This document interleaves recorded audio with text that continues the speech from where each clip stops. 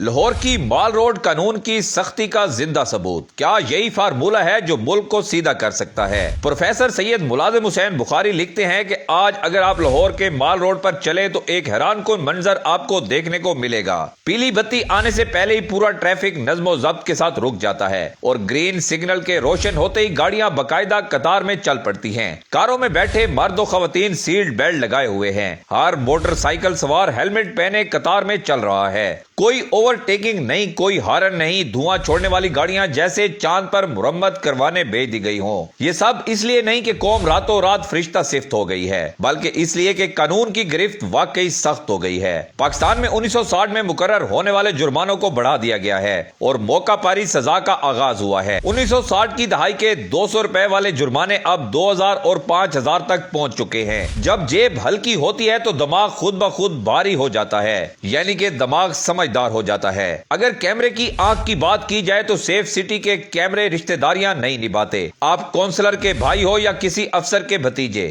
گھر پر ای چلان پہنچ جاتا ہے، نتیجہ عوام سیدھے ہو گئے۔ یہی وہ فارمولہ ہے جس سے پورا ملک بھی سیدھا ہو سکتا ہے۔ اس کے لیے ملک کی اصل خرابی کی جڑ کو دیکھنا پڑے گا۔ پاکستان کا اصل مسئلہ کرپشن ہے۔ ہماری ریلوے، پی آئی اے، پولیس، زراعت، انڈسٹری، صحت، سیاست، معیشت، گو تمام ادارے، سب کی جڑ میں ایک ہی دیمک لگی ہے، کرپشن۔ اگر چین کی طرح کرپشن پر سزائے موت کا قانون آ جائے تو ایمان سے بتائیں کہ کیا کوئی دوسرا سرکاری خزانے پر ہاتھ ڈالنے کی جرت کرے گا؟ اس کے لیے کسی انقلابی لیڈر کی ضرورت نہیں، صرف موجودہ حکمران اگر طے کر لیں کہ سفارش ختم، عدلیہ مکمل با اختیار اور قانون کی فوری عملداری، تو یہ ملک شفاف پانی کی طرح صاف ہو جائے گا۔ ورنہ چاہے اسے زمزم سے نہلا دیں، یہ پاک نہیں ہوگا۔ کنویں میں مردہ کتا موجود ہو، آپ 60 ڈول بھی نکال لیں، کنواں پھر بھی پاک نہیں ہوتا۔ اسی طرح ملک کا اصل دشمن غدار نہیں، قانون دشمن ہے۔ اسے ختم کریں، سب ٹھیک ہو جائے گا۔ ایک کوا ماریں، باقی کوے خود بخود خوف کھائیں گے اور کھیت آباد ہو جائیں گے، کیونکہ فصل خراب کرنے والے کووں میں سے ایک کو مار دیں تو باقی خود بخود سیدھے رہتے ہیں۔ سوسائٹی بھی ایسی ہی ہے، جب چند بڑے قانون شکن پکڑ لیے جائیں گے تو باقی خود لائن میں آ جائیں گے، بالکل ویسے ہی جیسے آج مال روڈ پر ٹریفک سیدھی ہو چکی ہے۔ حل کہاں سے شروع ہو؟ پنجاب حکومت اگر اپنے صوبے میں یہ نظام عملی طور پر نافذ کر دے تو پورے پاکستان میں ایک لہر دوڑ جائے گی۔ دفاتر میں صبح 8 بجے حاضری، 4 بجے تک کام، لوگوں کے اثاثوں کی شفاف چھین بین اور دوسروں سے آگے نکلنے کی غیر ملکی دوڑ کا خاتمہ، یہ سب اسی دن شروع ہوگا جس دن قانون واقعی قانون بن جائے گا۔